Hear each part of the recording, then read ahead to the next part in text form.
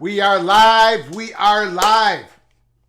Welcome to College Football's Peek Around the Corner with your host, Greg Flugar. We cover everything in college football because we love, we adore, we are passionate about everything in college football. The pageantry, the history, the drama, everything in college football. And if you do as well, if you love it like we love it, please subscribe to our ever-growing channel. Smash that like button. If you like our content, share the video with your family and friends. Share it with your psychiatrist. Share it with your priest, your significant other. Share it across all your social media platforms. Even if it's that new one that's called Thread or something. Zuckerberg, I guess, is starting a new social media platform. And by the way, Flug Empire, yours truly, I do not have an account on that social media platform, even though there's someone out there disguising themselves as me. I am not on that platform. I'm only on Twitter, and I'm only on Minnesota 247, and that's it. I'm not on Facebook. I'm nowhere else. Those two, Minnesota 247, Twitter, and right here at College Football's PATC, Peek Around the Corner. So come on in. Do not be afraid. Do not be afraid to be a PATC legend with your comments, with your phone calls. Okay, we're going to start a PATC Hall of Fame here pretty soon. There's a couple people in the PATC community that are right there. They're about to become PATC Hall of Famers, legends. That's what we're going to call them, legends. So don't be afraid to be a legend. And when you become one, maybe we'll ship off a some sort of emblem that you kind of pin on your your your shirt, your hoodie, or whatever you wear for your favorite college football team. We'll figure something out. But don't be afraid to be a legend. Come on into the house that sits on the corner of Keith Jackson Parkway, Kurt Gowdy Avenue. Welcome in. We have a stacked show tonight. First of all, Elijah Rushing. 5-star rushing edge rusher. An edge rusher which with the last name of Rushing. Elijah Rushing. Right there out of Tucson. I believe he goes to a Catholic high school, right? Well, Notre Dame did not get him. Oregon did not get him. Tennessee did not get him. Elijah Rushing, the number 1 rated edge rusher in the 2024 class, according to 247 Sports. And of course, I'm from the home of 247. That's where I came from. Elijah Rushing, number 1 edge rusher ranked, has committed to the Arizona Wildcats. Holy smokes. Their highest commitment ever. Highest ranking player ever for the Arizona Wildcats. The 8th overall, the 8th top player ranked in all of the 247 Sports class, Elijah Rushing, is going to Arizona. A big pickup for the Arizona Wildcats football program. That was breaking news, I don't know, about an hour ago, maybe 2 hours ago. We lead off with that. That's not really part of our program tonight, but that is a big deal. Holyfield for Arizona. Big 12 media poll. Big 12 media poll was released today. We're going to look at the rankings. We're going to do a good spot on this. We're going to do the same thing for the Pac-12 when their media poll gets released, before their Pac-12 media meetings come out. And that's on July 21st, by the way. The Big 12 is July 12th, 13th. Pac-12 is July 21st. We're all waiting for that July 21st. We're going to have a few comments about that here at Peek Around the Corner tonight. And then before we get to the Big Ten and the SEC and the ACC, right before we get to their meetings here, summer meetings, their media days, those media polls are going to get released for those conferences, and we're going to take a big deep dive on those media polls. Why? Why do we do that at Peek Around the Corner? Because we cover everything at Peek Around the Corner. That's what we do. We do it all here. So buckle up. We're going to go to the media poll. And we're also, while we're going through the Big 12 media poll, the rankings from 1 to 14, we're also going to go take a step back, and we're going to compare it to PATC's way too early Big 12 predictions, our rankings that we did on January 20th, are way too early predictions. We're going to compare with them Big 12 media members who voted in the poll. We're going to compare what they believe, top 1 through 14, to what PATC did months and months ago, and we'll see if there's any similarities. We shall see. And I don't have a link provided in the description box for that live show, but if you go, if you want to make sure I'm telling you all the truth on our way too early PATC predictions for the Big 12 for the 2023 season, go into our channel, go to January 20th. It's not titled Big 12, way too early Big 12 predictions, because on that day, we had it all set up. We had it on the ticker. Way too early Big 12 predictions. It was on the ticker. You can see it if you go back to the January 20th live show. But what happened an hour before that live show was the breaking news that the Pac-12 had been overcharging Comcast. So I suddenly had to flip the script on what we were going to do in the live show, and the first hour or so was about the Comcast news. Then we took your phone calls, and then I finally got to our way too early Big 12 predictions. So I'm just letting you know, if you want to see what I did, if you want to watch the tape, look at the tape, you're going to find it in our January 20th live show. So we're going to do the media poll.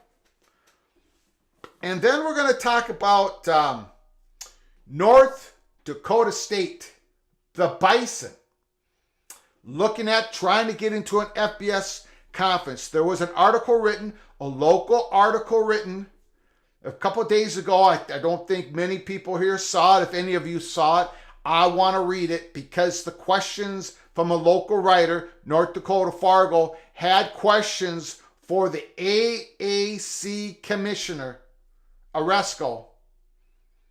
And we're not going to go through the whole article on that. It's a long one. But I did provide a link in the description. You can read the whole article. We've been saying to peek around the corner, North Dakota State is interested. They're interested in moving up. They've been dominating FCS for over a decade. An incredible brand, small market, but an incredible brand up in North Dakota in the Midwest, upper Midwest. But it has to be the right spot. North Dakota State, they could have joined the MAC conference already. They could have joined Conference USA already. If they wanted, they could have asked. They would have gotten the invite. It would be all wrapped up.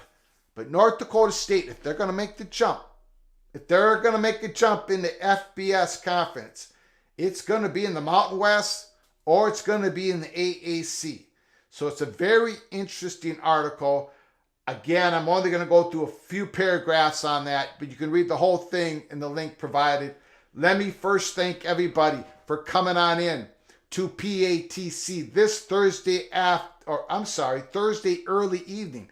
David Hackett, Nick Flynn, Kyle Visser, Dress Tess Browns, Randy Taylor, Bruce Harris, Boomer, KS Barron, FN, Laura Weiss, Red Raider, Laura Weiss. Where did I have Texas Tech on January 20th in our way too early poll? And where did the Big 12 media have Texas Tech Red Raiders in their poll that they released today? PATC, Big 12 media, is it similar?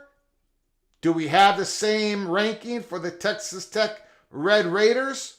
We'll get to that in a second. Stephen McNeely, Richard L. Will, the thrill, head is on a swivel. Juan Carlos, Whoa Nelly. Sean is in the house. Tumasta is back in the house. Head is on a swivel. Imposters on social media. Often imitated but never duplicated. A lot of fake stuff out there with Flug Empire on it. That's not the only thing that's out there. Again, I'm only in 3 places. Well, 4. 1, Twitter at Flug Empire. 2, Minnesota 247 as Gopher 1968 or Gopher 68. And this YouTube channel. 3 places. That's it. That's all you're going to find me at. Sean, beat those drums. Nick Flynn, to a power conference? No. To maybe an FBS conference? Yes. Tony, Arizona State Hockey to NCHC for 2024-25 season. Congrats to them. Big time moment. Thank you, Tony. Thanks for reminding me.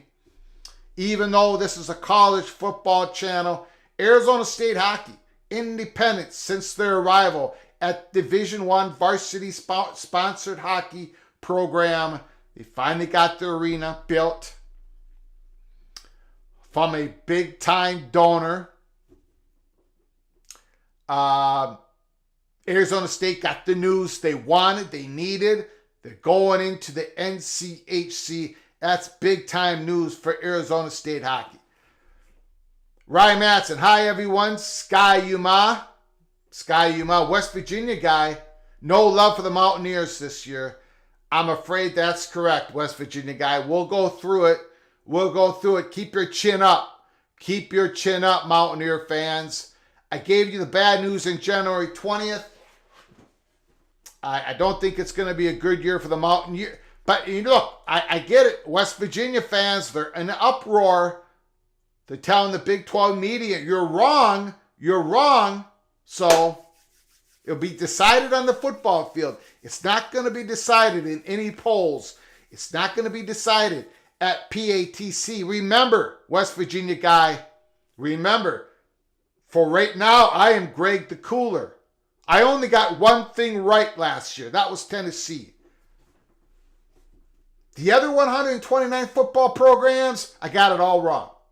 But we're not going to focus on that. I got one right, 10 point. Richard L., thanks for coming on in. Takes San Diego State's place. Wow.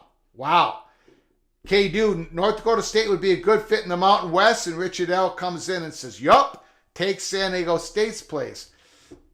I don't know about that. San Diego State's market value, a lot bigger than North Dakota State. But we're going to talk about North Dakota State. Okay, let's get to the Big 12 media poll. If you got a chance, sometime during the show or after the show, go to the link provided. Get your Cloak and Dagger mug right there. Okay, I got some Diet Coke in there. There it is. There's my ugly mug right there on the mug. There's a link provided. Go to the merchandise store. There's t-shirts. Take a look. Okay, here we go. Big 12 media poll is released.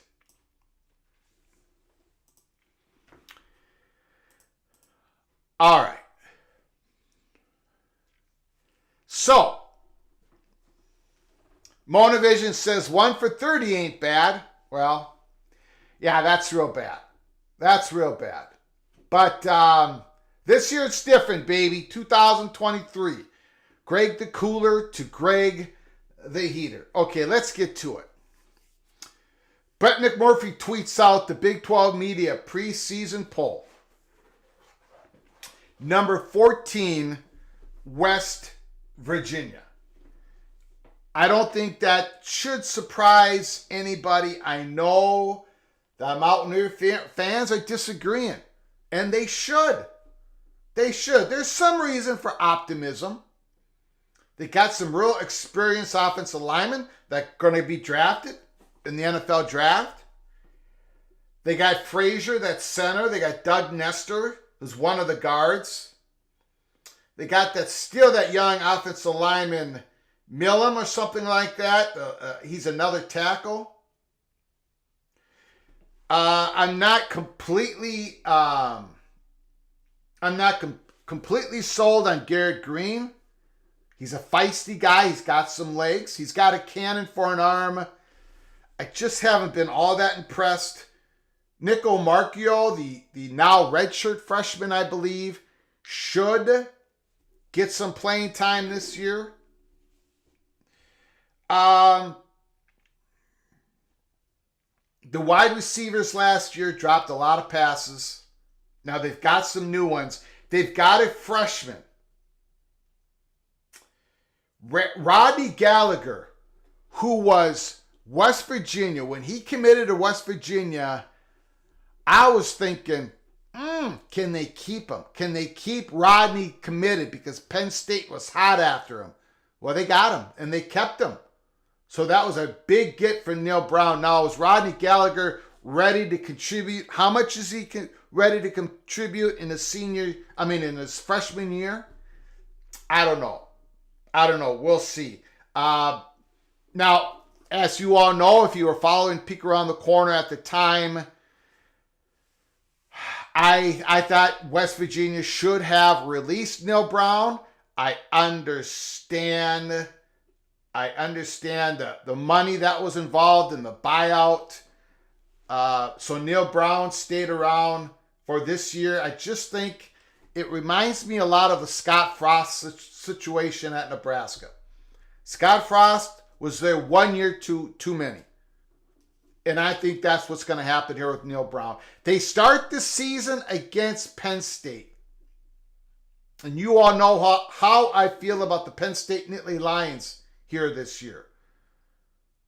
So West Virginia, for them to get out of the basement here, I got them 14th. The media has them 14th.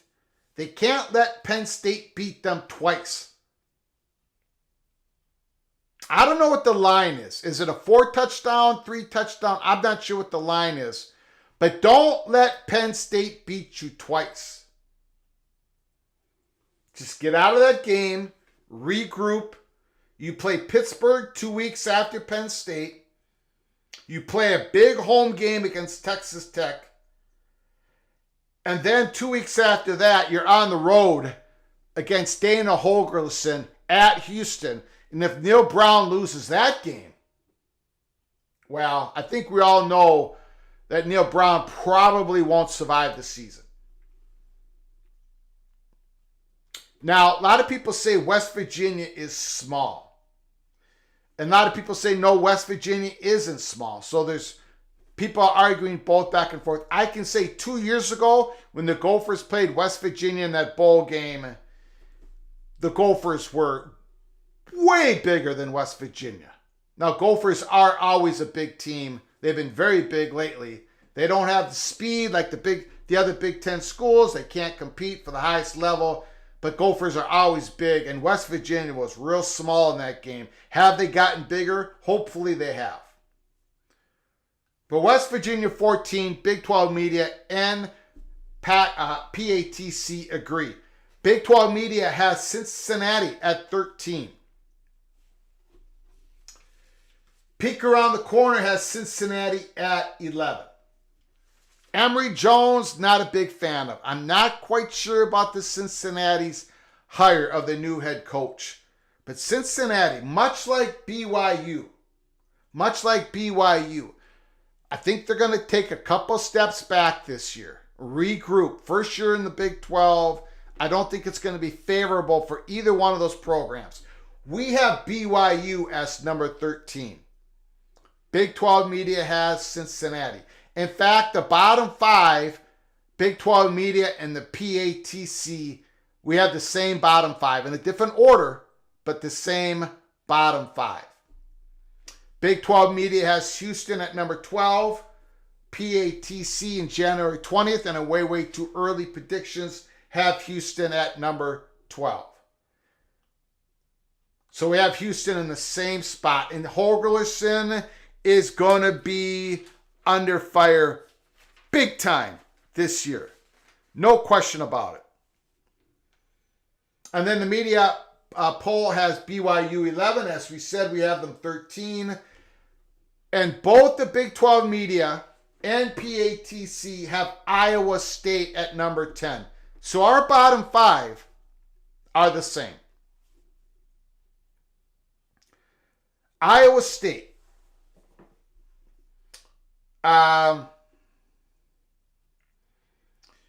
They have quarterback Hunter Deckers, the returning quarterback. As we've said at Peek Around the Corner, I love J.J. Cole, their true freshman. He is the future for the Cyclones at Ames, Iowa. That kid, man, watch his tape. He can throw that football. So once that flames out this year, J.J. Cole is the heir apparent, and I think he's going to be a superstar at Iowa State. I think they have their superstar quarterback. We shall see. Jarrell Brock, the running back, he's finally going to get the ball this year. I think he was a big-time recruit for the Gophers, but we lost the battle to the Cyclones. He's not as good as the previous running backs there at Iowa State. I've got them, we both got them number 10. Number 9, the Big 12 Media has Kansas. We've got Oklahoma State. The media has Oklahoma State at 7. We've got Oklahoma State at 9. The media has Kansas at 9. We had Kansas at 8. The Big 12 media has UCF at 8. We've got them at 7. So again, the next few schools, Big 12 media and PATC on January 20th, were very, very similar. In fact, there's only one school in this whole conference that the Big 12 media and PATC have 3 places apart, and we haven't come to that school yet. Oklahoma State lost Spencer Sanders. UCF, I think they're going to have a very sneaky, good defense in the Big 12. Great linebackers. Kansas, the quarterback, the running back coming back this year. Daniels, I think they're going to have a good dynamic offense once again. Jalen Daniels, Devin Neal, the running back. Luke Grimm is still there, I believe, the wide receiver.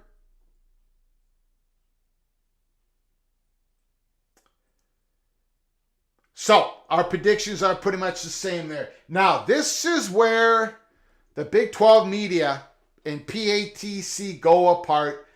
Big 12 media has Baylor at number 6. We at PATC, we have the Oklahoma Sooners. Number 6. Big 12 media has them at number 3. That's the big difference. I am not sold on the Oklahoma Sooners for this year.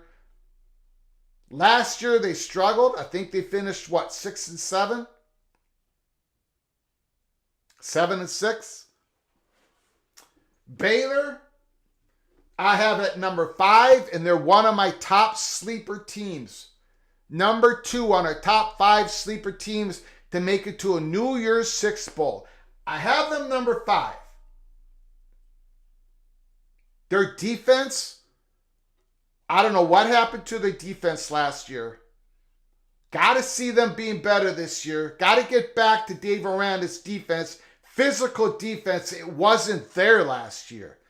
It wasn't even close. So in my way too early rankings, I can't have them any better than number 5, but they are a big time sleeper. Big 12 media has TCU, who lost in the Big 12 championship game last year and who lost in the national championship last year. An epic, historic season for the TCU Horned Frogs. The Big 12 media has TCU at number 5. We have TCU at number 3. And number 4, Big 12 media. Number 4, PATC. The Texas Tech Red Raiders. We love what McGuire is doing. I mean, they even on defense, I think on defense, they're going to get there this year. I know they have that really good defensive lineman. I can't remember his name. Something like Hutchins. They just got to get better. Just got to get a little bit better on defense, and they are going to be right there. So we are a big believer in Texas Tech Red Raiders. Big 12 media is feeling the love as well, and I think it's time.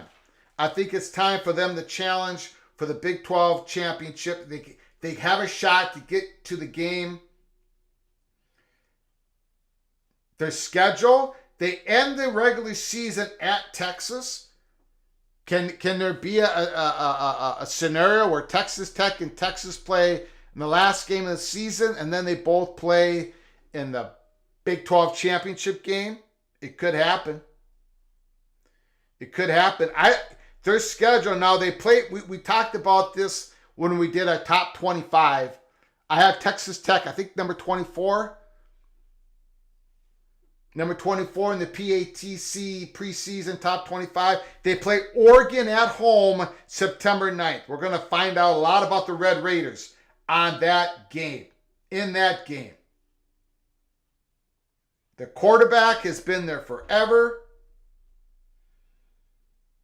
Look at their schedule. They start the Big 12 at West Virginia, Houston.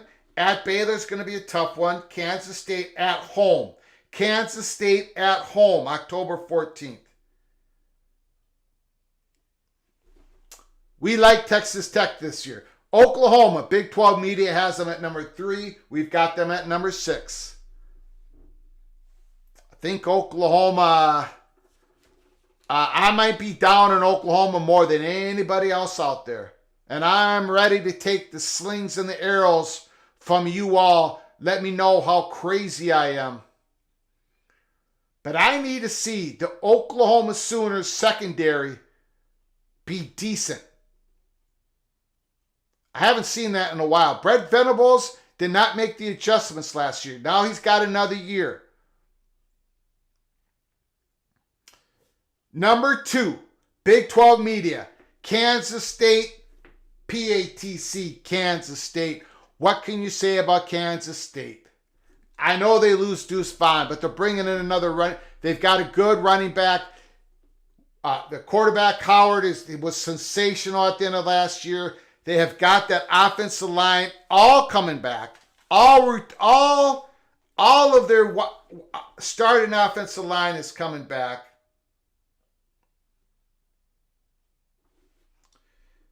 Their schedule, they start out at home, UCF, their Big 12 schedule. At Oklahoma State, at Texas, TCU at home, Houston. They're on the road to Texas on November 4th. They finish the Big 12 at Kansas, at home, Iowa State. I think it all lines up for Kleeman. I think it all lines up for Kansas State to once again get to the Big 12 championship game. The defending, reigning Big 12 champions, I think, are getting back there once again. And number 1, Big 12 media has Texas, and so do we. Texas is back. Texas is back, and I know I'm going to get a lot of negative comments. I got them on January 20th. I'm getting them this year as well, but that's just the way it is. Quinn Ewers, he better have his footwork down. His footwork was weak last year, but Xavier Worthy, the great wide receiver for Texas Tech, they actually tackled a little bit last year for the first time in years. Sarkisian has got that team going. They've got Jordan Whittington, the other wide receiver, with Worthy. So they start the Big 12 conference schedule at Baylor, September 23rd. Now they have a game at Alabama. So at Alabama, at Baylor, first 4 weeks of the season, that's kind of rough. But Texas Tech, if they hold it together, I think they're going to win it all in the Big 12. Let me know how crazy I am. Tough Tony. Greg, the dirty, evil Badgers took our O-lineman from Irondale. Yeah. I don't know why you're bringing that up, Tony. You're killing me here. You're killing me. The Minnesota Golden Gophers took the highest rated offensive lineman in the state of Wisconsin, and then Wisconsin returns the favor and takes the number 1 rated 2024 offensive lineman in Minnesota, and he's going to the evil Badgers. The border war is real, and I can't wait to beat them for the Axe for the 3rd time in a row. But thank you so much for the super chat, Tony. I appreciate it. Okay, now, Secret Agent says, I'm looking forward to Texas getting humbled in the SEC. Pac-12 Pilgrim. Texas does have what appears to be an NFL quarterback. I think so. I was down on him a lot last year because his footwork was horrible, but he's gotten in shape. Quinn Ewers has gotten in shape, and supposedly he has the footwork all figured out. We shall see. Two Mazda is expecting the Sooners to upset the Shorthorns, the Longhorns. Derek Marie, go blue.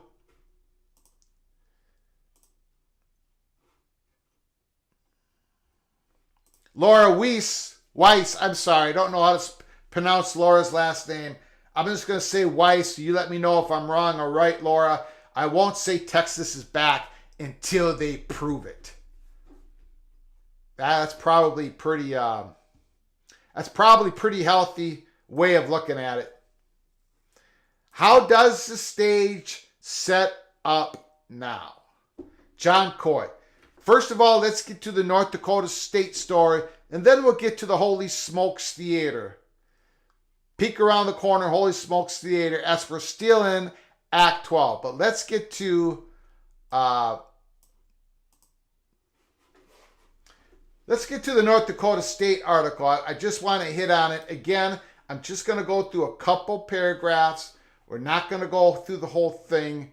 If you want to read the whole article, there is a link provided in the description box. McFeely, this is in Forum Sports Bison Media Zone. So a lot of you haven't read this article. Again, there's a link provided. AAC Commissioner says North Dakota State football, outstanding. But mum on Bison's chances of joining the league. Now that should be surprising because the commissioners do not talk about other schools, right? They don't talk about other schools that they're looking to possibly expand with. That doesn't happen.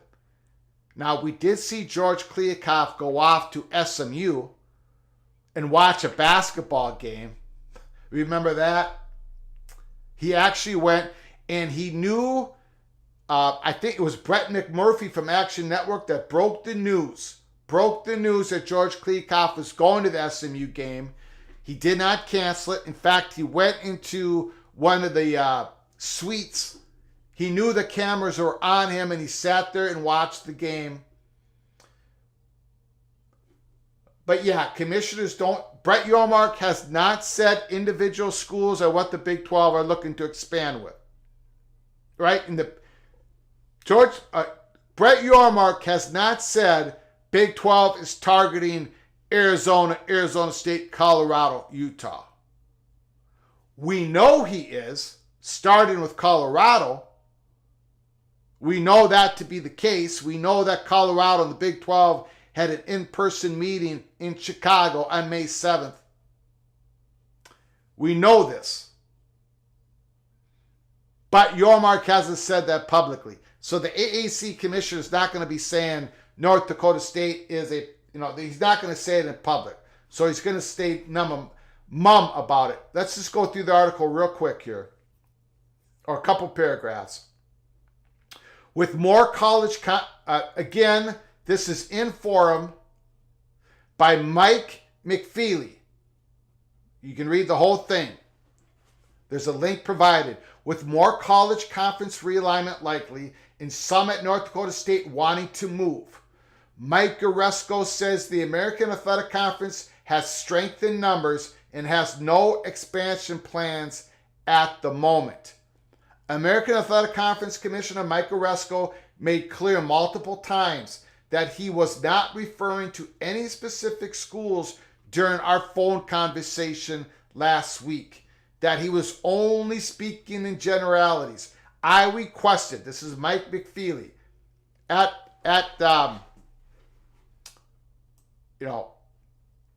Bison Media Zone, wanted an interview with Mike Goresko. I requested an interview with Goresko to discuss the long shot possibility of North Dakota State joining the AAC in the next round of college conference realignment. And Goresko agreed. The affable Goresko agreed, with the understanding that he wouldn't answer questions specifically about North Dakota State.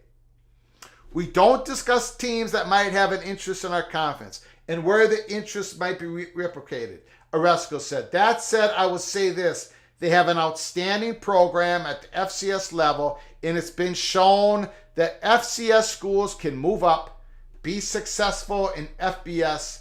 That's been shown by multiple schools. James Madison, Coastal Carolina, Appalachian State a few years ago. You've got a nice football program up there. They have a great program up there at the FCS level, the best FCS football program. McFeely went on to say, I wanted to speak with Oresco because the AAC is a league that might soon lose a school, according to national reporting. And this gets back to SMU Pac-12 saga. Southern Methodist University, SMU, has talked to the Pac-12 and is obviously interested in bolting the AAC for the Power 5 League. That might open the possibility the AAC would want to add a school, and that, I wrote recently, might crack open the door, or people like to use PATC lingo, I might crack open the door for NDSU to become part of the AAC discussion. There are those at North Dakota State who would like to move to the higher level FBS. Athletic Director Matt Larson is non-committal, saying only that he believes the school is well positioned if a call came from the FBS conference. Now, again, and we've read this before in other articles months ago, North Dakota State Athletic Director Matt Larson saying that North Dakota State is a school that is well positioned if a call came from an FBS conference. Now, let's make something clear. Realignment, as we know here at Peek Around the Corner, cloak and dagger, cloak and dagger, cloak and dagger, does not start with the conference calling the school first. It always starts with the school calling the conference first. So, Matt Larson is not talking about some conference cold calling him and saying, hey, would you be interested in joining our conference? What Matt Larson is saying, if we get a call from an FBS conference that we have called, that we have shown interested in, and if they call us back saying, look, we're ready to talk, then North Dakota State will be ready. And we believe at PATC, there's two conferences that fit the bill.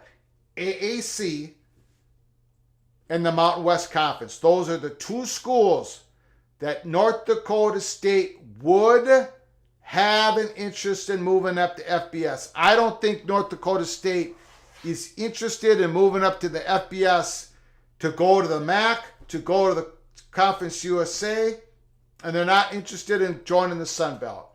And the Sun Belt would not be interested in North Dakota State. So Mountain West, AAC, I believe that's what Matt Larson is saying right there. That's a lot of mites to a moonshot scenario that already includes a ton of ifs and buts. But if North Dakota State wants to move from football championship subdivision, that's FCS, to the higher level FBS, the AAC is one of only a few leagues that would be a possibility. Now, the author says the Mountain West Conference and Conference USA would be the others. We don't believe Conference USA would be one. That's a disagreement between PATC and Inforum. However, joining the AAC seems the most remote. And you can see who's in the AAC conference right now. You got Wichita State in basketball only. You got Tulsa. You got now North Texas, who just joined the conference. You've got SMU, who might be leaving. right? They might be leaving to the Pac-12. You have UTSA, Roadrunners. You've got Rice. You've got Tulane. You have a new member in UAB, University of Alabama, Birmingham. You've got Memphis. You've got FAU, the Owls. Of course, you have the University of Southern Florida. You have Charlotte, a new member. You have East Carolina, Navy, and Temple. Now here at Peek Around the Corner, we believe if SMU should bolt to the Pac-12, if they get an invite, I think the number one school we're going to be looking at to fill that void, to fill that SMU void, would be Army. That's the school that we're kind of focusing on. Got a little bit of intel on it. We're going to be looking at it very closely. Of course, there's going to be other schools looking to move up to the AAC. But that's how we're looking at it. You can read the whole rest of the article. Do you believe that North Dakota State, this is a moonshot, this is a long shot, would AAC be interested in North Dakota State? Way up here.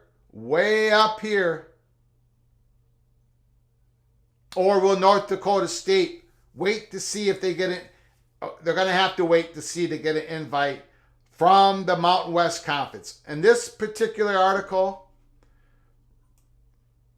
written by Mike McFeely, he believes that Conference USA is also a possibility. Let me know in the comments if you want to give us a phone call. Let me know. Let me know what you're thinking. Okay. Now, finally, Pac-12.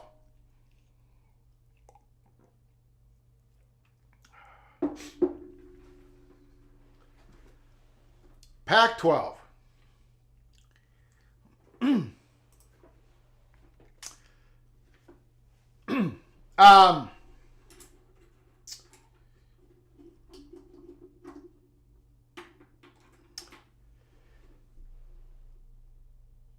Colorado.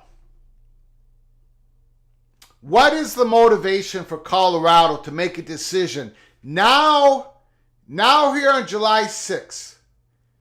What is the motivation for Colorado to make a decision on before July 21st or on July 21st? What's the motivation? Why would they do that?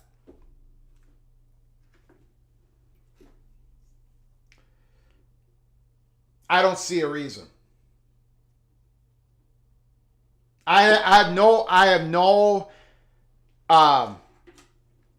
Colorado has done it all.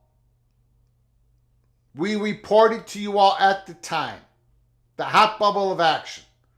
We couldn't give you the details at the time, but we have given them to you since May 7th, in-person meeting with the Big 12. They got everything locked down. They had a couple questions. One of the questions was to the Big 12, could they get some guarantee on linear exposure? The Big 12, the networks came back and said no. Colorado's going to be handled just like all the other Big 12 schools if you join the conference.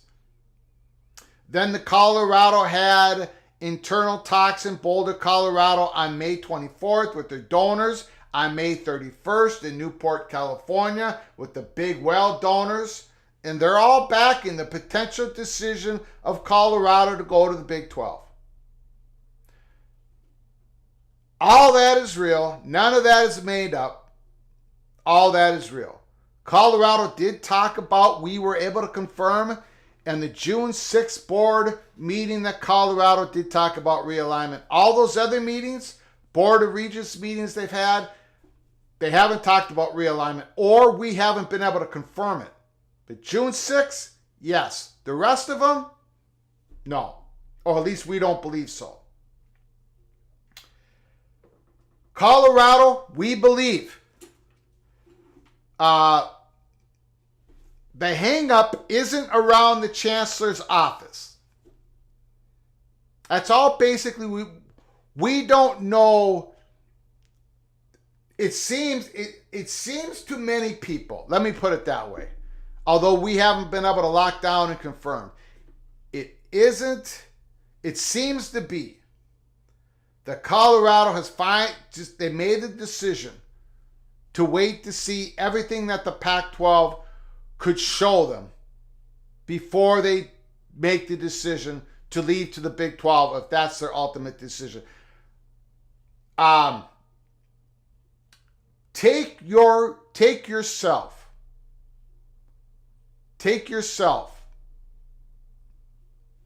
into Colorado's athletic director, Rick George,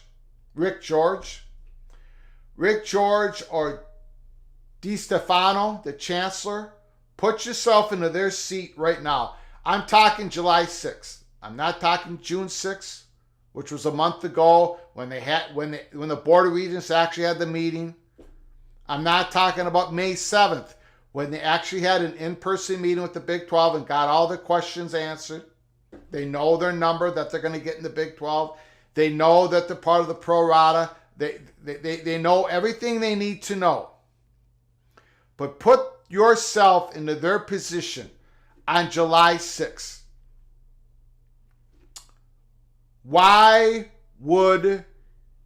If you're going to pull the trigger, why would you do it before January 21st? July 21st. That is what a lot of people behind the curtains are talking about. Why would you? That's 15 days from now. Look, obviously we don't have this confirmed. We don't know for sure. Nobody knows. At least nobody knows who I talk with. But why would Colorado at this time, that they've waited this long, why would they say we're moving to the Big 12 now and then in 2 weeks from now have to go into the Layers Den during George Klikoff on July 21st and go through all of that drama?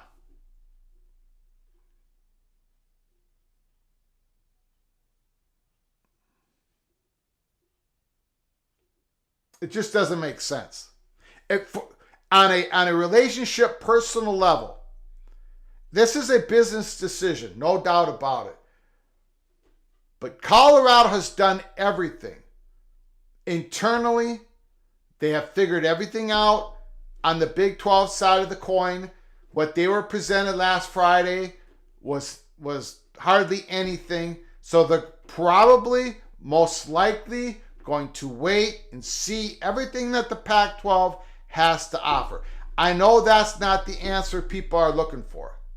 That's not the peak around the corner that people are looking for. People want a resolution. Either way, stick or go. But what is the benefit for Colorado? The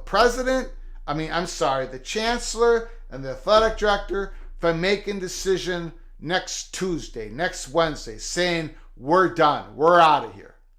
Then 2 weeks from then, they still have to go to this meeting. They have to go through all of this. There's going to be enough drama in the Pac-12 July 21st meetings. The commissioner is going to have to answer questions. He's going to have to get up in front of the stage for the first time in how long? Months. And answer questions, not just from Wilner and Kazano, but he's going to have to answer questions from national media reporters. He's going to have to answer questions from his own Pac-12 presidents. That's it. He's going to have to answer the questions. There's going to be so much drama. I can't emphasize enough to you how little the Pac-12 presidents got on that Friday presentation. You don't think, And maybe that's by some grand design from George Kliavkoff, because you don't think that people were on the hunt. You don't think that people were ready to leak that out. It's Thursday, July 6th. It's almost a week away.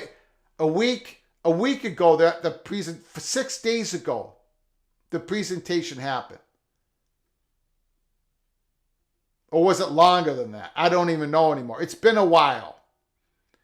And nothing's been leaked. I think it's been 2 weeks. Has it been 2 weeks? Whatever. Nothing's been leaked because there's nothing to be leaked. They didn't receive anything. Pretty much anything. So that's where we're at. The Holy Smokes Theater, Colorado's at the center of the stage. But they're just looking at their watch or their iPhone. They're waiting for the George Kliavkoff who's standing next to them to give them some numbers, because whatever that is, whatever that structure of the deal is, it's going to give Colorado some cover internally to be able to pull the trigger to go to the Big 12 if that's what they decide to do. There is no optimism from people that we talk to about this Pac-12 media deal. And forget about us. Forget about peek around the corner. Just forget about us for a second. Let's say everything that's said about us is true. That we use a Ouija board, that we pull things out of thin air. Listen to Paul Feinbaum. Listen to Kirk Herbstreit. Listen to Ross Dellinger. Even when Ross Dellinger reported, when he broke the news about the presentation of the deal Friday, he gave a big hint in that tweet. He said, this is non-news. It was nothing. Forget, and then go back to, what day was it? I had their day written down, but it was months ago. KSL, 7:60 a.m. out of Utah. There was a big report out of there. The linear part of the deal. Wait, I think they said the linear part of the deal is the only thing remaining left to do. Everything else has been solved. That was months ago. None of that was real. They still really haven't been given anything, and we're over a year. A year of this. We put out a tweet yesterday, July 5th, 2022, Pac-12 put out on Pac-12 Twitter, we have started media negotiations at this time.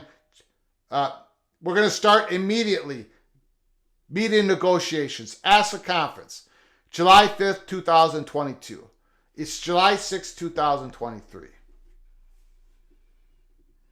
So I would be, now, am I going to be surprised that Colorado goes from the Pac-12 to the Big 12? Of course not. Absolutely not. We predicted that since February 24th. But I would be a bit surprised if Colorado announces tomorrow on Friday, Monday next week, Tuesday next week, Wednesday next week. I would be surprised if Colorado pulls the trigger before July 21st. I got to be honest. I do not see the motivation at this late date. Why not wait to finally see whatever is presented? Take a look at it. And if you decide to leave the Big 12, you got a lot more cover. And you can decide it after you leave that Pac-12 meeting, and you don't have to go through all that drama. You don't have to feel all that. It's just, and then take all those questions from the reporters. It's just that's why, and it's not just it's not just myself who is saying this. A lot of people behind the curtain are saying, yeah, Colorado, Arizona, there is no motivation at this time. None. really, at this late date, to make a decision to pull the trigger on a Big 12 to ask for an application until after July 21st.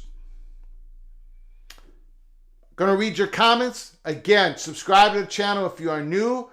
Share the video with your family and friends. If you want to donate to this independent channel, just hit the $, put up the comment. We'll get to it as soon as you can. And we're going to get to your phone calls real soon. So nothing has changed at the PATC Holy Smokes Theater other than this Act 12 is going longer than we expected. Although we never put a deadline on it, this is going to go longer than expected. Colorado, something hung themselves up, and it wasn't the chancellor. The chancellor did not hit the pause button.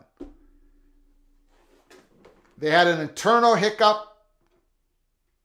We're not quite sure what it is. We have not been able to confirm it. As we have said in our last 3 or 4 live shows, we are not able to confirm what the hang-up was. But it wasn't out of the chancellor's office. And that is why I believe, with everything I've got, if you ask these major college football reporters, if you met them at a bar, if you put the truth serum in their arm and say yes or no, if Colorado going to the Big 12, most of them would say yes, they're leaving to the Big 12. Because eventually they've heard everything that we had at the time that things were going on in the month of May. The story is completely out now. The hot bubble of action that we were talking about in late April that was going to happen between April 28th and May 17th, it happened on May 7th. Everybody knows about it. Now they know about it. And then they know about other things that Colorado has been doing. They know about other things that certain members of the Colorado football recruiting staff have been saying to the recruits in the state of Texas. They know about it. So that's where we're heading, I believe, here at Peek Around the Corner. Not a decision before July 21st. I keep saying January. July 21st. If it happens, I'll be shocked. Not at the decision, but at the timing, at this point. Okay, we're going to get to your comments. We're going to get to your phone calls.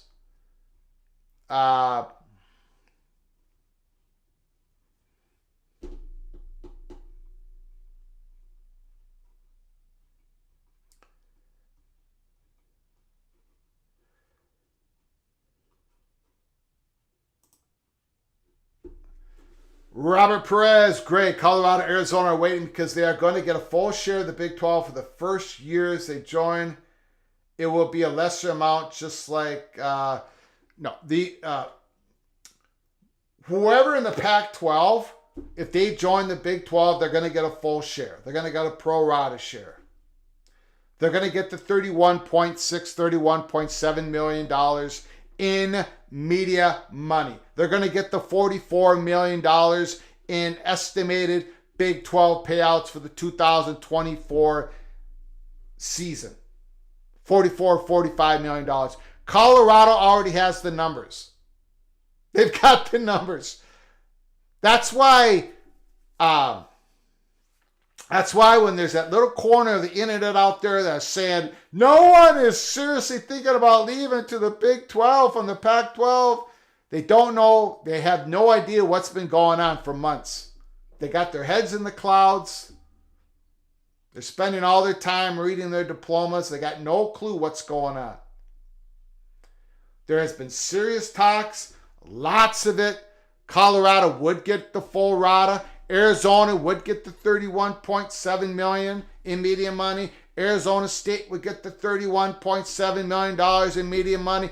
Utah, all 4 corner schools would get the same amount that Kansas is going to get, that West Virginia is going to get, that Oklahoma State's going to get, that Cincinnati's going to get, that Baylor's going to get, that TCU's going to get.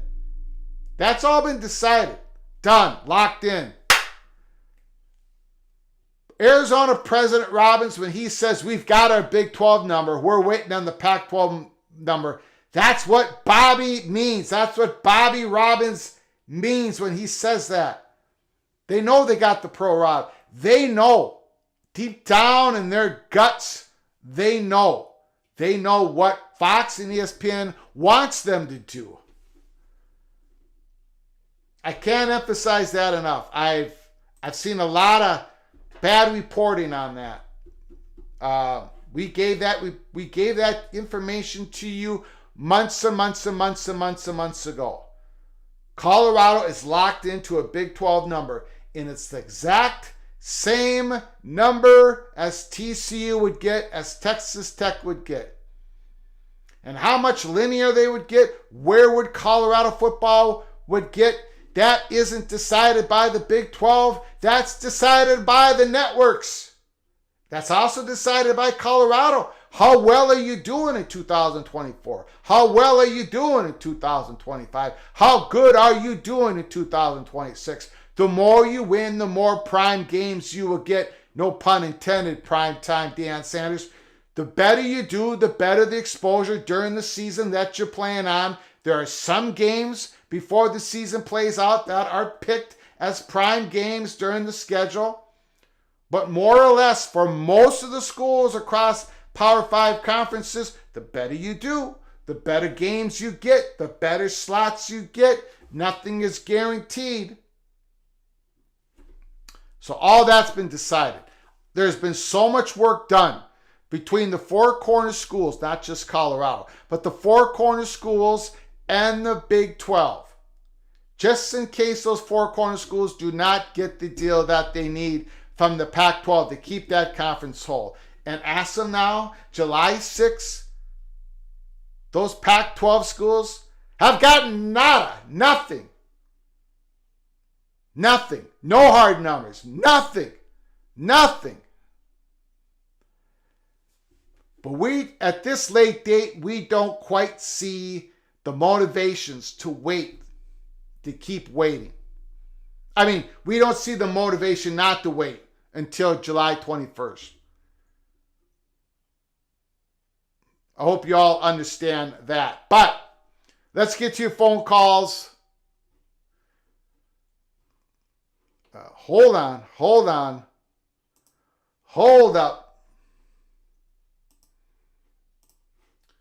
Okay, we're getting to your phone calls. Now you can talk about anything college football. Big 12 media poll came out. We're going to pop that up right here. Once again, what do you agree with? What do you disagree with? Did your school get disrespected? Let me know. Let me have it here at Peek Around the Corner. You can talk about the Pac-12 saga. You can talk about Arizona. Elijah Rushing, 5-star, highest commit ever. Call from Eric. Eric is on the line. How you doing, sir? The floor is yours. How you doing, brother? How's things going? Doing good. Hey, I'm gonna try to go through quick tonight because I got a lot of fit in my little time. Several questions for you. I'm not gonna dwell on the Big 12 poll very long. I'm just gonna say a few things. One, and I'm not saying this because I'm a BYU fan, just like you're a Gopher fan, but you're honest about where you think they're going to be. I honestly don't think that they're going to be anywhere near 13. I have them going 6th or 7th, and I have specific reasons for that. I won't get into that here because there's other things I want to get into, but I got specific reasons for that. It has to do with quarterback play, and I think Slovis is going to be much more like the USC Slovis for very specific reasons, and with all having the 17th ranked portal transfer class in the country, and most of those on defense, I think the defense is going to be much better too. But I'll get into that another day. I'll just issue you one challenge on that. Yeah. If BYU does much better than 13, let's say at least 10 or better, will you come on and sing the BYU fight song? No, I won't. Because you'll have an opportunity for me to sing the BYU fight song if you donate to the channel the week before they play a team in which they are the underdog. You make a donation, and if BYU wins that game, then I will sing the BYU fight song. I got to keep it the same for everybody, Eric. I don't mean to. I don't mean to be a jerk. I'm just saying that's Oh, how no, we do. no. You're never a jerk, and I understand. It's Yeah. a perfectly legit answer. How about this? If BYU doesn't finish near 6th or 7th, I'll come on and take the L. And if they do much better than 13th, you just take the L. That's fine. I'm just not. Slovis, to me, he slid last year. For Pittsburgh, I'm not a believer in that. I think he's just a placeholder for BYU. I don't think this is the year that they're even. I think they're just gonna take a step back this year, and that's why bottom 4, bottom 5. I got them at the second to the bottom, but somewhere around there. We'll see. We'll see what happens. Again, last year I was Greg the Cooler, so this might be the best news that BYU has gotten.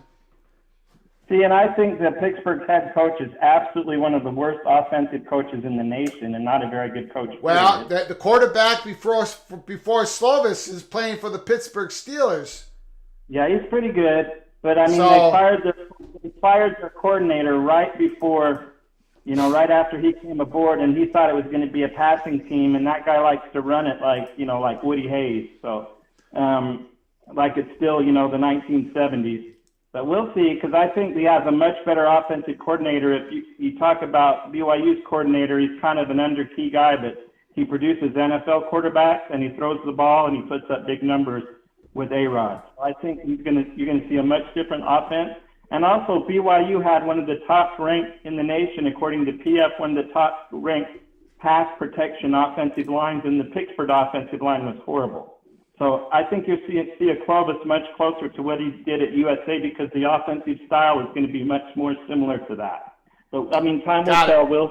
And I think the defense is going to be much better with Hill coming over as a defensive coordinator. They're going to be much more aggressive. And like I said, they had the 17th ranked transfer portal class in the nation, and most of those guys were on defense. And so I think the whole defensive philosophy has switched from one where they play passive to where they play much more aggressive. So the guy that came in to coach the defense is the prodigy of Whittingham, who always had great defenses. So, got it. I mean, we'll have to see, but I think they're going to do a lot better than 13th now. They're not going to come close to winning the league. I also think Oklahoma State is going to do really, really bad, like 10th or 11th. Okay. I think they've got a coach that was really, really good, but he's kind of like Gary Patterson. He's stuck in his ways. He's old-fashioned, and you're seeing the slow wind down and blow up of him as a coach. He lost a ton of players. Kids don't really want to play for him anymore, and he didn't really replace any of them because no one from the transfer portal wants to play for him. He's just caught. He doesn't want to change with the times, similar to Gary Patterson, and I think Oklahoma State is going to have to change coaches to get good again. And I know that sounds crazy because he's absolutely been a great coach, but sometimes coaches just hit a time where they're not with the times, and I think that's Oklahoma State. So I think they got those two. I think you're going to see Oklahoma State like 11th, 12th, 10th, something like that, which is unheard of for them. But the question I have for you is a few questions. One, with this, one of the most respected media guys is the guy that actually does sports media. He doesn't do college sports. He's the guy with the New York Post. I think his name's Mushad or something like that. And he's very respected in his field. He's saying this media deal won't be done. They won't even have a deal to look at until sometime around Labor Day. So yeah, that was John Oran. That was Andrew Michon's partner. We did an episode on that here at Peek Around the Corner. John Oran he was interviewing Paul Feinbaum, and John Oran, he believed, and he called it informed speculation. So in other words, he's gotten some info on it. He said that the Pac-12 presidents would get something real a month from now, and that they wouldn't announce the deal until Labor Day, sometime in Labor Day, because there's going to be a time between where they actually see real numbers to where they can announce it, because they're going to have to look at the numbers. They're going to have to figure out what the numbers mean. They're going to have to hash it out. They might have to go back to the media partners because George Kliavkoff didn't get exactly what they wanted. They're going to have to figure out the grant of rights. When they look at the deal, they might have to bring up unequal revenue sharing. Who knows what's going to happen? And then they have to figure out expansion if they ever get to that point. So John or Ron basically against another person who, look, they didn't get anything in that presentation on Friday. They didn't get nothing. And I think that was 2 weeks ago now that I think about it. But whenever it was, they didn't get anything. They're still waiting. Maybe. Brett Yormark, though, yeah. I don't keep. I would go till, like you said, July 17th. I would go until July 17th and let them have their media days. July 21st. Yeah, 21st. But at some point, I'm sorry. If I'm Brett Yormark, look, Arizona and Colorado ain't all that in a bag of chips. When you look at their national following and their followings and stuff, they're okay. They're a nice have, but they're not a need. They're not Washington. They're not Oregon. Hell, I went to a BYU Arizona football game in Vegas, which was equal distance for both schools. It should be a really fun destination in Raiders Stadium when Arizona and BYU played a couple years ago. You almost couldn't find an Arizona fan. It was 90% BYU fans in the stands. Just because you're in a big market don't mean you command the market. So at some point, I mean, it was literally 90% BYU fans at that BYU-Arizona game, and it was just as close for both teams to get there. Now, it was sold out, but it wasn't because of Arizona. So at some point, you got to say, look, we're going to give you to this date, but we want teams that want to be here. We want teams that are enthusiastic about being in our conference because we have a great chemistry here. We don't want to go back to the days of Texas and Oklahoma with prima diners and whiners and people that are here but really don't want to be here. And that's what the gall of Colorado to ask for extra TV exposure. What have they done to even ask for that? What have they done to even prove that they deserve that? But, I mean, the TV networks base that on your numbers and how you perform as a team. But at some point, he's got to say to these guys, look, here's a deadline. We like to have you, but if not, hey, we're moving on. And then the other question I have for you is, there's a rumor, two other quick questions I have for you is, there's a rumor going around that Apple might even fall through and they might have to go direct to consumer. And if they go direct to consumer, I see 5 or 6 teams leaving. Do you see that possibly happening direct to consumer? Yeah, I mean, I saw that. I don't know, Eric. I don't know. I don't know because, and I haven't, the reason why I haven't focused on who the particular media partners could be in this, we've talked about a little bit, we speculated about a little bit, is because we haven't gotten any information on it. I mean, it isn't like we haven't tried, but everybody throws up their hands and say, no, it's not this, it's not that, it's not this. It's like, and we talked to more than one person here at Peek Around the Corner, and they're all saying the same thing. Even today, they have no idea where, we heard in the presentation that, okay, it's going to be a streaming deal, and then there's this linear concepts, and people took that as, possibly sub-licensing, but they didn't even talk really about the linear potential companies. They didn't have anything.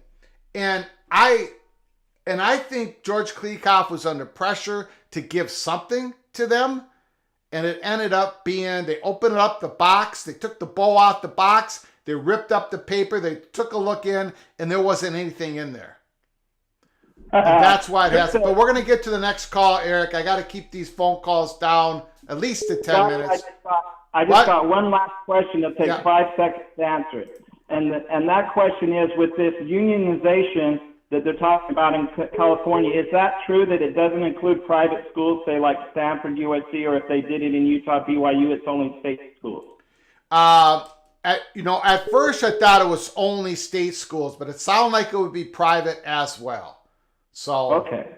But right. I'm not sure on that. Let's just see what happens next year with that bill. But thanks for you taking my call, and you have a blessed day, buddy. And appreciate it, sir. Thank you so much. Bye-bye.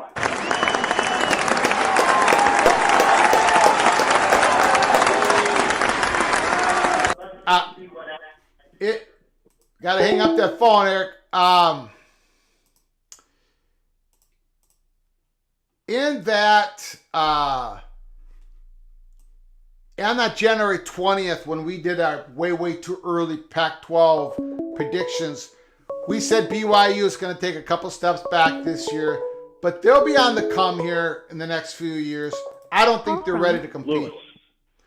Lewis is on the line. Press 1. To send a voicemail, press 2. Whoops. I don't know what happened there, Lewis. Call again. Call from Monovision. Something's going on. Are you there, Monovision? Nope.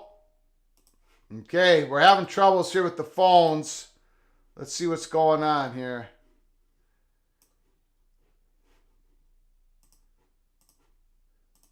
Call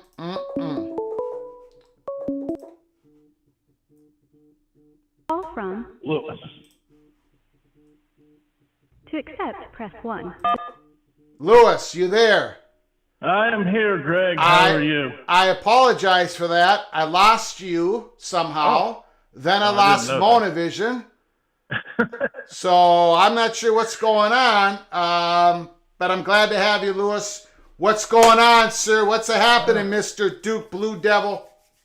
Yeah, a couple of things. First of all, I've given up. I've kind of lost interest in this whole Pac-12 story because it's just gone on for too long now. Media days should be interesting because I'm sure it will come up at Big 12 media days. Mark will speak about it. Yeah. And Kliavkoff, I don't see how he can dodge a press conference or dodge the media at Pac-12. He might try. He has not done an interview in at least 6 months on this. Yeah. And, of course, last year's media days were classic. Mark, the Big 12 open for business, and Kliavkoff saying we're not sure if we're shopping there. Yeah. We had some real issues. I have a feeling it's going to be a little different this time, but we'll see. But everybody has the patience of Job. The problem is there's no deadline. The Big 12 can really use to leverage a decision from Colorado and Arizona. So this just continues on until the final deal is presented. It could go into the fall. And that's disappointing, but it certainly could. And it'll just depend on the deal. But it certainly does not sound good. And listening to the podcast, Marchand and Feinbaum podcast, it doesn't look good. So We'll see where it ends up. But Arizona got a big recruit today, and I still don't believe – I'd be interested in seeing what the coaches told this recruit. Does the recruit really want to play on Apple TV as for most of his career? So we'll see about that. And on the Big 12 poll, it's obviously a huge insult to West Virginia. But then again, West Virginia's program is completely in the toilet. It's probably the worst-run program right now of the Power Five, with what's going on with the basketball team having lost one of their players after the Huggins fiasco, and the football team having teams from the American Conference picked ahead of them. That's how bad it is. Now, I don't know on the field how it'll turn out. I have a feeling that perhaps it won't be as bad as the predictions, but it just shows that no one has any respect for West Virginia, and that they need to make some changes. They just hired an athletic director. They should probably fire him and several other people, just clean house there and start over. At Chris Stapleton's song, starting over. They need to start over, just a reset at West Virginia, because that – I mean, I don't disagree with the poll. It's kind of like last year when Dennis Eckersley called the Pirates a hodgepodge of nothingness and completely insulted the Pirates. And as a Pirates fan, I agreed with it, with the Pittsburgh Pirates. So I agree with the media here. West Virginia deserves what they got today. That's what they put on the field. They didn't fire their head coach. And so that's my reaction to the Big 12 poll, other than, of course, having 14 teams is crazy. And the media days should be good. It's a great show. And that's all I have to say. I look forward to hearing your other calls, and have a great evening. Beautiful. Thank you, Lewis. Appreciate the phone call.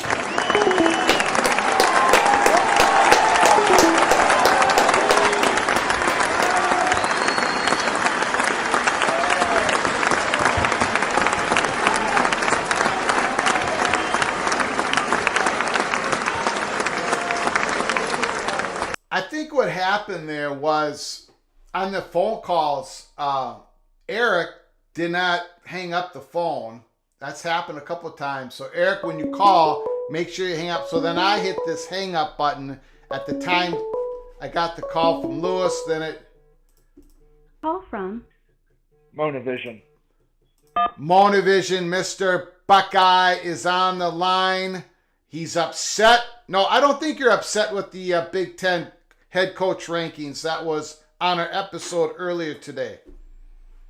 No, I think the top 3 were right on.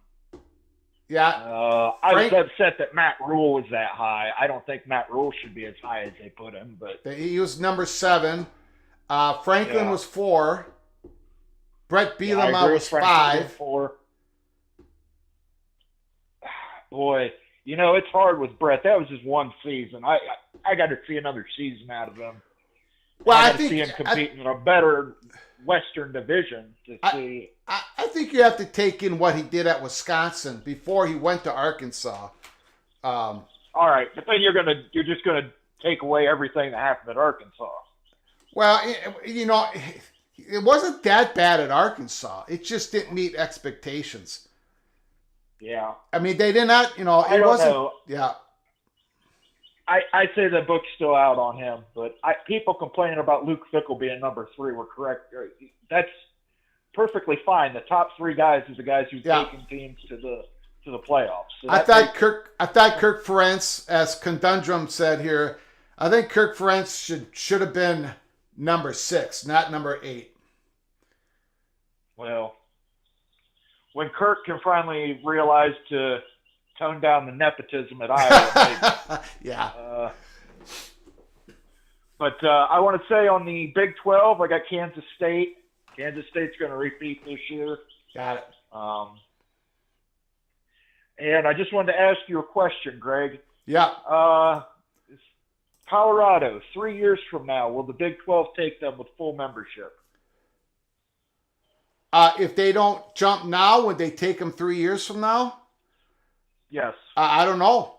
And I don't know how anyone would know that, and I don't know how Colorado would know that, and they're taking a big risk because we don't know if the ACC somehow, some way implodes and those schools become available. If a Louisville, if a Pittsburgh becomes available to the Big 12, then Colorado might not have a seat at the table. I think even if those schools do become available, they're still going to make room for Colorado and Arizona. I think these schools are playing the long game. They know what they've got in the Big 12. They know what they've got in the PAC. Well, they don't know quite what they've got in the PAC yet, but they will know what they're going to get in the PAC. And like I said, I know that people want to rag on me for this, but until a candidate's out of the Big Ten site, they're in. So, I mean, maybe Colorado thinks there's an outside chance that in 5 years, Big Ten wants to get into the Denver market. Maybe Utah feels the same way. Maybe Arizona feels the same way. I just don't think that they're going to jump on our timetable. I think they'd rather take a more Socratic method with it and weigh everything and see where the chips might fall before they make a commitment to anybody. And you might be right. There might not be a slot form in 3 years in the Big 12, but I think the likelihood's pretty high. Yep. So, I mean, if they really think they have a shot at the Big Ten, I don't blame them for trying to stick it out in the pack with whatever this media deal is, with the streaming and the linear concepts and whatever. And I know you don't think they're attractive to the Big Ten, but I don't. And Colorado, the Colorado market reminds me of the Minnesota market. There's a lot of similarities in that. Colorado is a pro league state, so is Minnesota. It just so happens, Minnesota has been in the conference since 1896. They're one of the original members. We don't have to go through that. But when you talk about what Colorado, the intensity that they have in the market, I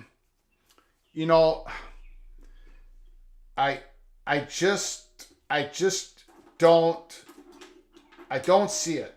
Now, could they be, if the Big Ten goes to 6 schools west of Lincoln, Nebraska, could Colorado be that 6th school as the Big Ten goes to a 24-school conference? Maybe somewhere down the line, possibly, but I don't think Colorado is anywhere near a candidate for Big Ten expansion for the next 5 years. That's how we're looking at it here. So who are you putting at number 5 on the West Coast for the Big Ten? If the Big Ten, assuming Oregon, Washington, USC, UCLA, who's number 5? who would be number 5 ahead of Colorado? Yeah, just whoever. Utah or Arizona State. Okay. So but I'm just saying that I agree with you that they could be. I don't think Stanford or Cal would be.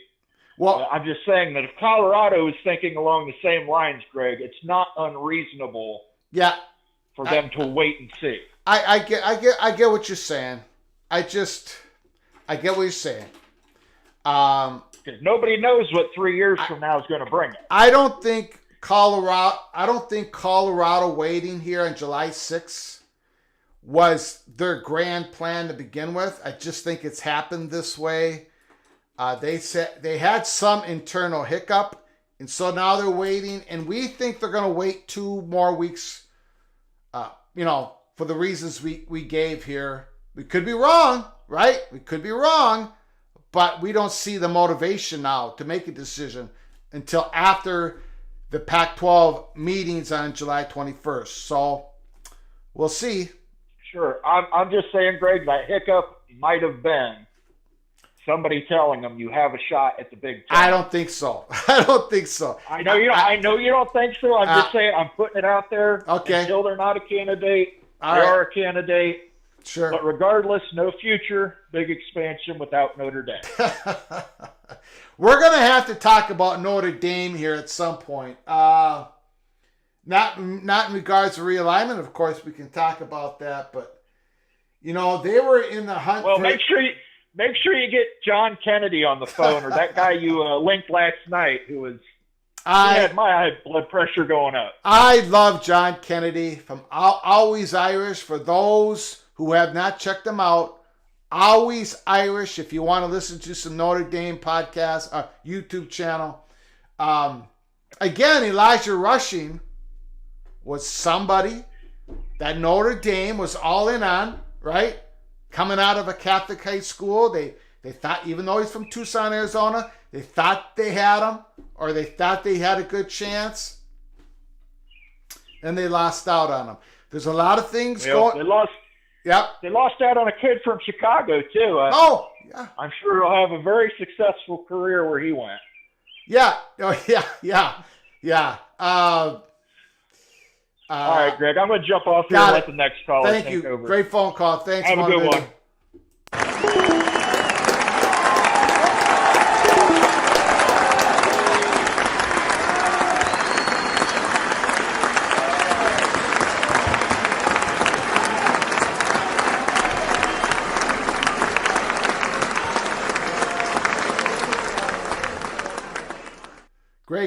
Great call. Hey, appreciate it, Lewis. Appreciate it. Blue Maple, Utah equals back to the Mountain West Conference. Phoenix, conundrum. Phoenix is the 5th largest city in the United States. Yormark wants teams that want to be in the Big 12. Colorado and Arizona are the only 2 currently that fit that.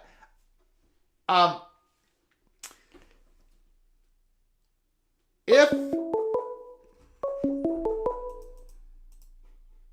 Call from Soap, can you hold on for just a moment? Absolutely.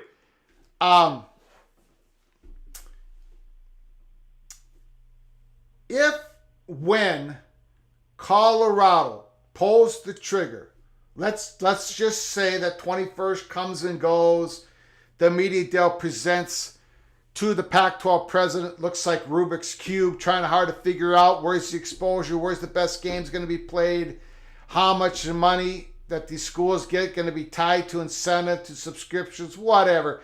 Finally, Colorado says, no, we're gone. We're going to the Big 12. We're going back home. That action from Colorado, if they decide to do it, makes it so much easier for President Robbins at Arizona. So much easier. I think, as we've been saying here at Peek Around the Corner for months, especially at the beginning of the month of May, at the center of the stage is Colorado, but only an arm's length away is Arizona. Only an arm's length away is Arizona on that stage in this saga. They're very close to Colorado. They're not right with Colorado at the center of the stage. Colorado's going to be they are the tip of the spear when it comes to the potential cracking opening of the Pac-12 and the Big 12, but Arizona is right there. The movement of Colorado would give Arizona so much cover, especially for President Robbins. Again, Soap, appreciate your patience. Go ahead, the floor is yours. Well, thank you, Greg. Kind of like I'm getting this sense of what Keith Jackson might have said. It looks like they're playing for a tie. They're going to kiss each other's sister. Hold now. Well, I'm sorry, I lost that. Oh, Nelly. You would say, oh, Nelly. Oh, Nelly. Oh, Nelly. Keith Jackson. But, I'm getting the sense that it's like if this were a pro football game, we were in overtime, and the Pack is on their own 20-yard line. There's a minute left in the game, and they don't believe they can win, so all they can do is run the clock out. I think they're trying to run the clock out and drag this thing out as long as they can to get it to a point possibly where Colorado and Arizona have to say, too much time has gone on. We can't make the move this year. We might as well just go ahead and hang out with you guys for a year or 2 years, whatever the minimum time is. We can get into this deal with the new Pac deal, and then we'll switch on over then. Greg, what, in your opinion, what's the deadline for Colorado and possibly Arizona switching over to the Big 12? Because it took 2 years for USC and UCLA to give notice and switch everything over. It took 3 years for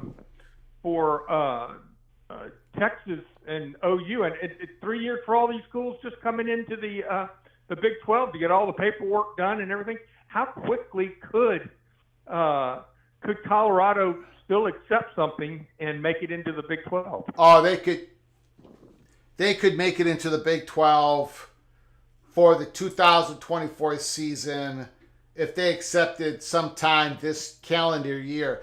I mean, the Big 12 has got this, they've got this all gamed out. They've had long discussions with Colorado. They have the schedule. That's not the issue. That's not the issue. The reason why it took UCLA and USC a couple years of joining the Big Ten is because the grant of rights, the Pac-12 grant of rights, doesn't end until August 1st, 2024. And then they're going to jump to the Big Ten August 2nd. That's why it takes that long. Same with Oklahoma and Texas. If Colorado takes 3 more months, they'll play in. It's not going to take that long, but they're going to play in the Big 12 schedule for 2024. This has been gamed out. I mean, they've got this thing figured out once Colorado, if they decide to pull the trigger. The deadline, I have been saying for a long time, this is not going into late summer. Well, we're about to go into late summer. I mean, again, this could have been, let me say this, Soap, if Colorado decides to join the Big 12 on July 25th, when the college football reporters come out with those articles, this is what's going to be in their article. In-person meeting on May 5th, May 24th, May 31st, meetings at Colorado with donors, da-da-da-da-da. And also that's going to be in those reports is that Colorado almost made the move in the middle of June. That's also going to be in these big articles that these college football reporters write. So this could have, maybe should have, ended a couple weeks ago. we know the story. We all know the history that Texas was an eyelash away from moving into the Pac-12. Remember that? Absolutely. But they pulled back. Well, we're going to hear that same type of story with Colorado. No matter if they stick or go at this point, there was a moment there. There was a moment there that Colorado had it all lined up. And then some added voices came into the mix. We have not been able to confirm quite yet everything that happened. Some other media companies have reported on it. We have not been able to confirm it, but whatever it was, and it wasn't the chancellor of Colorado that got in the way. It was something else, but whatever that was got in the way, and now here we sit July 6th, and I don't see a motivation for Colorado to pull the trigger before July 21st. That's just how we think it's going to happen here. Okay, then I guess my follow-up question to that, Greg, would be, come July 21st, does the point spread start increasing or decreasing if there's no announcement at that time? It'll start decreasing, but we have it at 6.5 because we had it down to 1.5 and we jumped it up 5 points. And that was before that Friday presentation, right? Because the information we got was so dismal, once again, about what this Pac-12 media deal was going to look like. What could it look like? Because that is the story, right? These schools do not want to leave each other in the Pac-12, but the story has always been about the Pac-12 media deal. We got further information of how dreadful, how people are not optimistic at all, and that's why we jumped it up 5 points. So yeah, we'll start decreasing it probably after July 21st, but George Kliavkoff has got to pull the rabbit out of the hat, and I'm not sure he can find a rabbit, and I don't think he owns a hat. That's at this point in time. Well, thanks so much for the opportunity to call. Thank you. Appreciate it.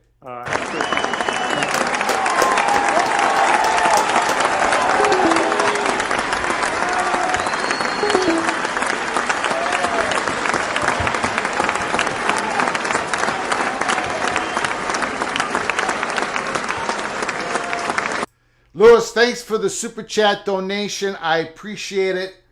Legendary caller, Lewis, happy anniversary. Happy anniversary 1 day late of the Pac-12 beginning negotiations on its media deal. Yes. Yesterday we tweeted it out. We talked about it early in the program. July 5th, 2022, the Pac-12 officially announced that they were immediately starting media negotiations for their next contract. Absolutely. 366 days ago. And now we sit, and the Pac-12 presidents have pretty much absolutely nothing in front of them. Can George Kliavkoff pull the rabbit out of the old hat? Today we went through the media poll, the media poll, Big 12 media poll, those 14 schools. Bam! Texas number 1, Kansas State number 2, Oklahoma, Texas Tech, TCU, Baylor, Oklahoma State, UCF, Kansas, Iowa State at 10, followed by BYU, Houston, Cincinnati, and West Virginia. It mirrors what we said on January 20th in a way too early poll. We have Texas number 1, PATC had Kansas State number 2, PATC had Texas Tech number 4, we had Oklahoma number 6, but pretty much the same media poll, PATC. We talked about Elijah Rushing, 5-star recruit out of Tucson, Arizona, staying home, playing for the Arizona Wildcats. He committed today, the highest recruit ever in Arizona Wildcat history. So congratulations to the Arizona Wildcat football program and their fan base. We talked about everything here at Peek Around the Corner. We want to thank you all. We're going to close it up here for tonight. Keep your head on a swivel. We're in July. We're 8 Saturdays away, or are we 7? I think 8 Saturdays away from college football. Stick with us here at Peek Around the Corner. Today we talked about the top ranking Big Ten head coaches. Big 12 media days. We're going through everything in college football. And again, we're following the Pac-12 media negotiations saga. But the story is also turning into Arizona president, Colorado chancellor. You are now part of the story. What are you waiting on? What are you waiting for? We think we have the answer. They're waiting until at least July 21st to get in the doors of the Pac-12 meetings, to get out of the doors of the Pac-12 meetings, to avoid the drama, finally get the final numbers, some numbers from George Kliavkoff, and then they're going to make their stick or go decision at that time. Before you leave us here at Peek Around the Corner, make sure you subscribe to the channel. Share the video with your family and friends. If you share the video, it's helped us with word of mouth. If you subscribe to the channel, it helps you to get notified of our next episode or live show. Until next time, from all of us at PATC, to all of you, please, you all take great care of each other. Thank you so very much.